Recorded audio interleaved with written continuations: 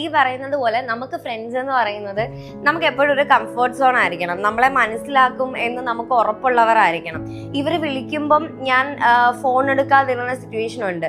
പക്ഷേ ഞാൻ അവിടെ ചെയ്തത് അവരെ കംപ്ലീറ്റ് ആയിട്ട് അവോയ്ഡ് ചെയ്യുവല്ല. നിങ്ങൾ ഡിപ്രസ്ഡ് ആണെങ്കിൽ നിങ്ങൾക്ക് ഒറ്റപ്പെട്ടു പോകാതിരിക്കാനാണ് ഞാനിത് പറഞ്ഞു തരുന്നത്. ഡിപ്രസ്ഡ് ആണെങ്കിൽ നമ്മൾ അവോയ്ഡ് ചെയ്തു. നമുക്ക് ആ സമയത്ത് നമുക്ക് സംസാരിക്കാൻ താല്പര്യമില്ല, നമ്മൾ സംസാരിക്കാൻ പറ്റുന്ന ഒരു സിറ്റുവേഷൻ അല്ല, മൂഡിലല്ല, ദാറ്റ് ഈസ് ഫൈൻ.